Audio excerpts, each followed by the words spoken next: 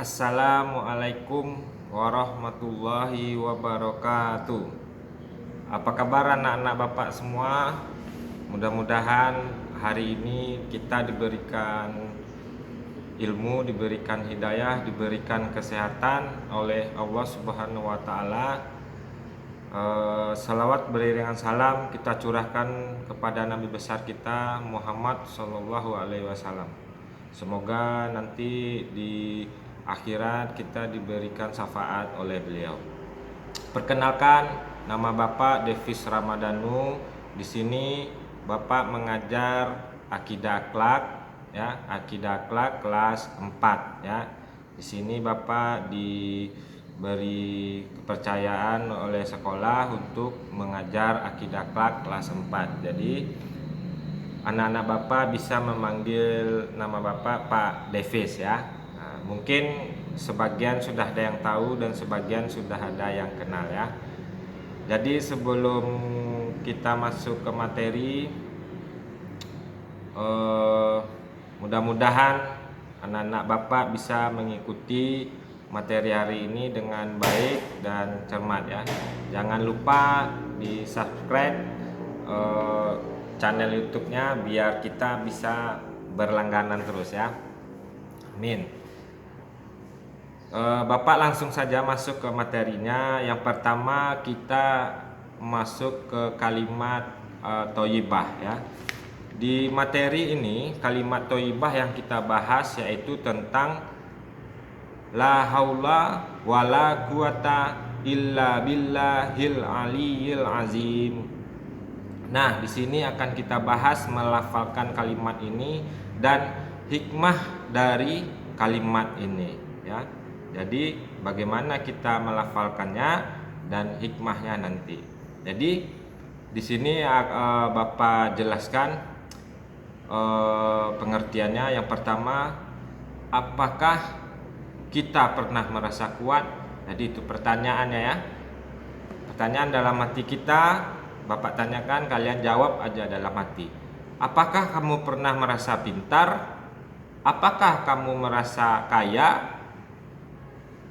Nah, itu. Yang pertama, apakah kamu merasa kuat? Apakah kamu merasa pintar? Dan apakah kamu merasa kaya? Ya. Jadi orang yang merasa kuat, pintar atau kaya itu termasuk orang-orang yang sombong. Perilaku yang sombong adalah yang dilarang oleh Allah. Oleh karena itu, Allah Subhanahu wa taala melarang hambanya untuk berperilaku sombong. Jadi, anak-anak Bapak sekalian, apapun yang kita miliki, apapun yang kita banggakan, kuatkah itu, apakah kita kaya, apakah kita pintar, itu adalah tidak boleh disombongkan atau dibangga-banggakan, karena itu termasuk sikap sombong, ya. Jadi sesama teman nanti mentang kita punya tas baru, tas bagus, jadi teman-teman yang lain direndahkan gitu, ya. Jadi anak-anak Bapak sekalian, itu adalah sikap tidak baik. Jadi kita tidak perlu menyombongkan diri atau kita pintar, ya, dari temannya nanti, jadi tidak perlu kita sombongkan. Nah, sesuai dengan firman Allah sebagai berikut yang artinya, dan janganlah kamu memalingkan wajah dari manusia karena sombong, dan janganlah berjalan di bumi dengan angkuh. Sungguh Allah tidak menyukai orang-orang yang sombong dan membanggakan diri. Luqman surat 31 ayat 18, ya. Ayat di atas, yaitu firman di atas, yaitu melarang umat manusia berperilaku sombong. Pada hakikatnya manusia tidak akan mampu melakukan apapun tanpa kehendak Allah, ya.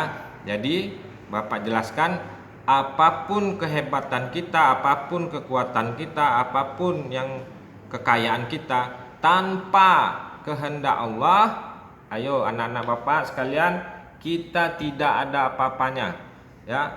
Mau punya mobil bagus, rumah bagus, pintar, kuatkah kita di kelas? Nah, itu tidak dibenarkan untuk menyombongkan diri ya, karena Allah sangat melaknat orang-orang yang sombong. Jadi mulai dari sekarang ayo kita robah. Kira-kira dari selama ini mungkin kita khilaf anak-anak Bapak, berperilaku seperti yang Bapak sebutkan tadi.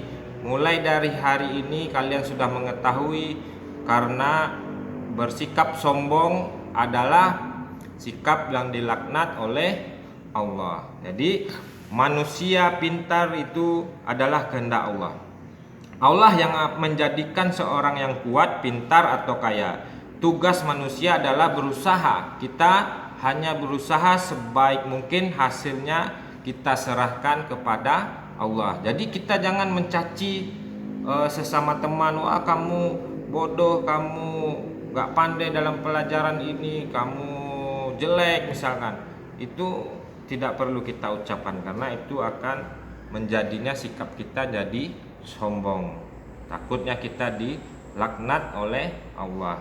Jadi kita hanya berusaha berbuat baik terus. Ya, anak-anak Bapak berusaha membuat diri kita ini menjadi baik. Yang pertama, mengurangi kalimat-kalimat kotor, ya, berkata kasar kepada temannya. Jadi itu jangan kita lakukan. Jadi sudah kita lakukan usaha-usaha yang baik, maka semuanya kita serahkan kepada Allah Subhanahu wa taala. Mudah-mudahan kita diberi hidayah, diberikan pahala yang banyak ya, untuk menjadi yang lebih baik. Amin ya rabbal alamin. Jadi itu tentang melafalkan kalimat la haula wala quwata illa billahil aliyil azim. Nah, sekarang hikmah dari kalimat la haula wala quwata illa billahil aliyil azim tadi, pada hakikatnya seorang hamba tidak memiliki daya dan upaya kecuali dengan pertolongan Allah. Jadi tidak ada kekuatan kita ini tanpa pertolongan Allah. Ya, itu yakinkan itu anak-anak Bapak semua.